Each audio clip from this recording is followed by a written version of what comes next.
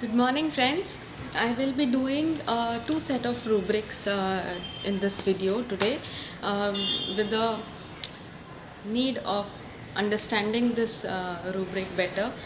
One is responsibility, taking too seriously, and other one is duty, too much sense of duty. So you have to take the entire rubric into consideration and not just understand one word of it. Okay, because if we understand just one word of any rubric, then we tend to apply it in a wrong manner. So it is not just that person who is fulfilling his responsibility is considered under the rubric. What is the morbidity? You have to understand that morbidity is a disease. So rubric is in the state of sickness, in state of disease. So what is the morbidity in the entire word? We have to entire rubric, we have to understand that. So entire rubric says responsibility, to taking too seriously, and duty, too much sense of duty. Okay, taking too seriously meaning what, and too much sense of duty. First we need to understand what is this two. Two is not quantified. It is, you cannot count how much is two. Okay, too, we cannot count it. Okay, but does indicate this, that if something is too much, there is no scope of anything else in that. Like suppose we say the glass is too much full with water, and don't put more of it, because that too much is, if we put more, then it might just spill over. There is no space for anything else. That means two. So it is in morbidity, right? So if the person is sick, like suppose he is having fever, a child is having fever, and still he wants to go to school, and still he is doing his homework, so then we can think that yes, this is something abnormal. This is what a child, with what we don't expect of a child, especially when he is under fever. Okay, so that becomes a rubric then. Not that daily he comes from school and he does his homework, so that is normal, fine, he does it. But if he does this even in fever, then we have to consider this as something abnormal, something where you have to apply a rubric.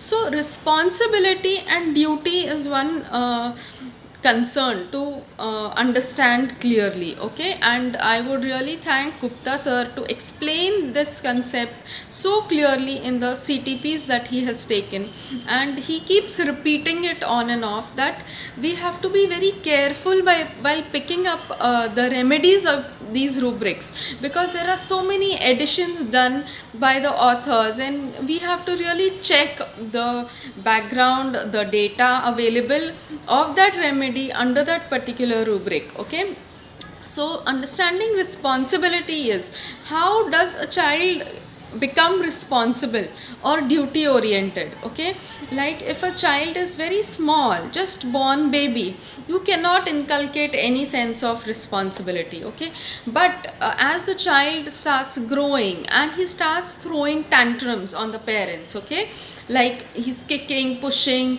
and just becoming stiff, becoming obstinate, and crying too much, then we start inculcating the value that just shut up, you are not supposed to shout, keep quiet. We are carrying them, we are rocking them, and then we are trying to make them understand that this is not the way you have to behave in a society, in a house, or in a party, or wherever you are, in a theater, especially when it's a task taking a child to a theater while watching a movie. So then, as you keep doing it, keep taking the baby out of that comfort zone, the reaction of the child, and when you enforce upon the child, this is now not you, how you have to do it.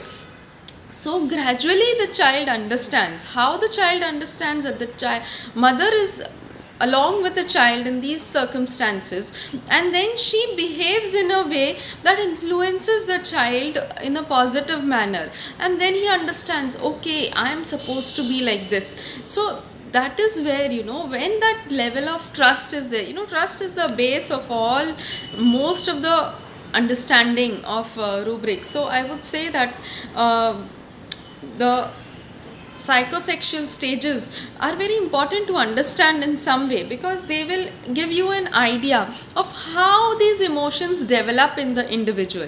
So then gradually, that influence is there, and once the child develops a sense of trust, he gets influenced by the way mother is behaving with him, how mother is taking care of him, and then he starts developing that attitude of doing things by himself. That autonomy develops, okay, that I will do it by myself, mama keeps feeding me all the time. Then one day he will take the spoon and he'll say, I want to eat on my own.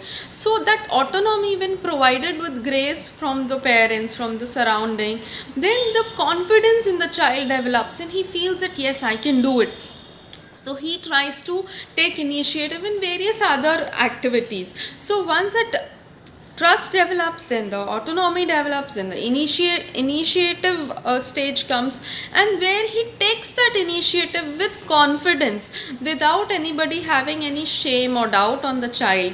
Then as he advances further, he feels that yes, I can do it, and he tries to take up new activities, where he says that now I'll dance and show you, I'll sing and show you. And then he does more serious work, like suppose he sees that mother is pressing the head of father, and so he feels that papa is not well. So then that sensitization happens, a child gets sensitive to the needs of surrounding. So when that feeling comes from within that I am supposed to do, and if he has done so, the child tries to fold clothes. When the clothes are dried, then he will pick it up on his own and tries to do it. So when he is encouraged to follow those instructions and follow those work, okay, you have done it very well, just that not this, you have to do it in this way, instead of just criticizing, snatching from the child. If he is given that confidence, then he becomes that responsible, that I have to do it on my own, and I have to do in this particular manner, this is the right way of doing.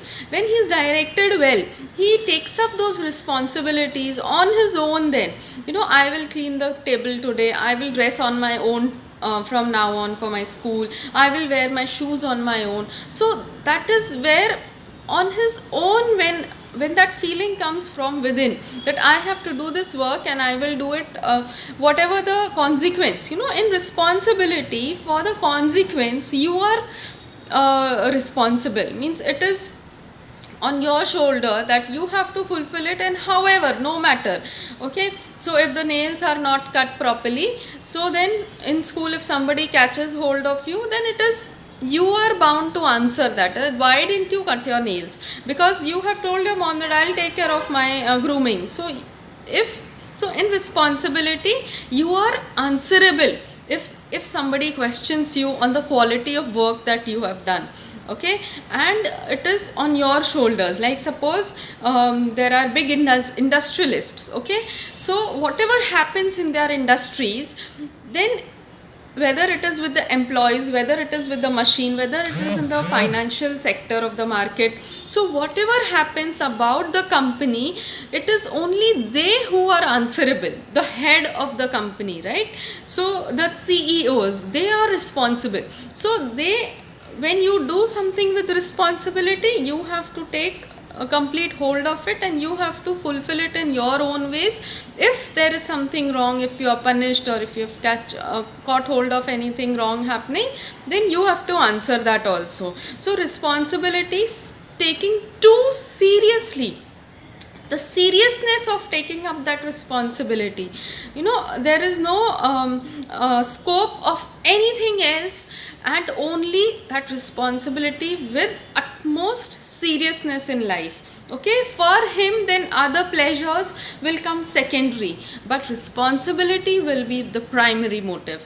And what is the difference in duty now? Okay, duty is you are not accountable. First of all, duty is that you have to go for that 9 to 5 job, and even if you don't go, then you have to just answer for that 9 to 5 shift. Why didn't you go in that 9 to 5 shift? outside that, nobody is going to question you. What did you do, how you have to do, you are told by somebody else that this is the work that you have to do in this 9 to 5. You have to come on time, you have to go on time. Okay, so duty bound is what, that the maids who come in our houses to help us out for the household work.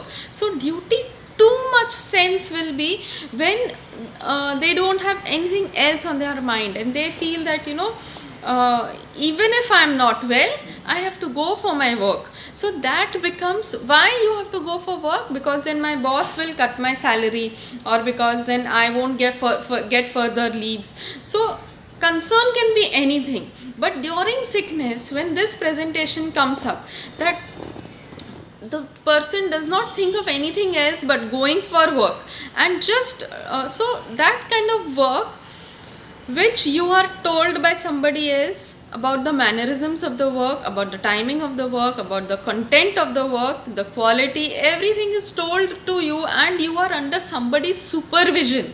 So some authority figure is there under whose supervision you are performing a task. That becomes duty. So duty is not taken up by oneself, it is given to you by somebody else. You are not accountable if something happens, but somebody else is accountable. The responsible person will be accountable for the duties that others are doing under his supervision. Okay, so this is the basic difference. Now your responsibility is that you have to see the rubrics under the remedies under these rubrics. You have to study them carefully, see the authors, find out the genuine remedies under all the rubrics, and try to figure out the essence of these remedies through them. Okay, so do like, comment what you felt about the videos, and anything what you want to share with me, and do subscribe and share it all over, so that we take homeopathy, take HHF, the teachings of our masters much ahead and widespread. Thank you very much.